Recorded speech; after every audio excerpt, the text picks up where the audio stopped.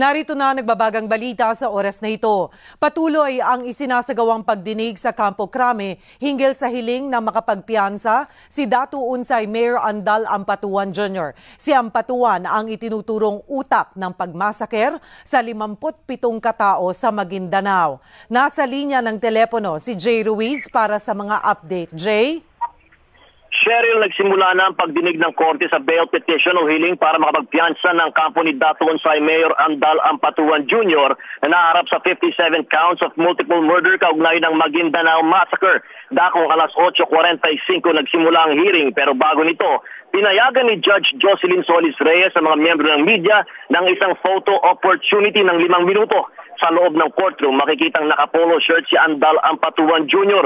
habang mahigpit na binabantayan ng ilang ahente ng NBI. Nakaposa si Ampatuan Jr. nang pumasok sa courtroom habang kalmado namang umupo sa kanyang bench si Judge Solis. Ang makaanak naman ng mga biktima ay nakaupo sa kaliwang bahagi ng courtroom. 12 testigo ang sinasabing ihaharap ng prosekusyon para harangin ang bail petition ni Datu Unsay Mayor Andal Ampatuan Jr. Kabilang dito si Buluan Vice Mayor Toto Mangudadato na sinasabing nakausap ang kanyang asawa at kapatid bago sila brutal na pinaslang. At yan ang pinakahuling ulat mula dito sa Campo Crame. Jay Ruiz, ABS-CBN News. Dakong alas 8:45 nagsimula ang hearing, pero bago nito, pinayagan ni Judge Jocelyn Solis Reyes sa mga miyembro ng media ng isang photo opportunity ng 5 minuto.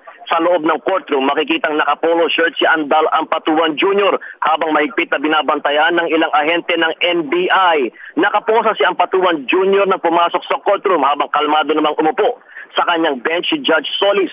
Ang makaanak naman ng mga biktima ay nakaupo sa kaliwang bahagi ng courtroom. 12 testigo ang sinasabing ihaharap ng prosekusyon para harangin ang bail petition ni Datu Unsay Mayor Andal Ampatuan Jr. Kabilang dito si Buluan Vice Mayor Toto Mangudadato na sinasabing nakausap ang kanyang asawa at kapatid bago sila brutal na pinaslang. At yan ang pinakahuling ulat mula dito sa Campo Crame. Jay Ruiz, ABS-CBN News. Si Andal Ampatuan Jr. habang mahigpit na binabantayan ng ilang ahente ng NBI. Nakaposa si Ampatuan Jr. nang pumasok sa courtroom habang kalmado namang umupo sa kanyang bench si Judge Solis. Ang makaanak naman ng mga biktima ay nakaupo sa kaliwang bahagi ng courtroom.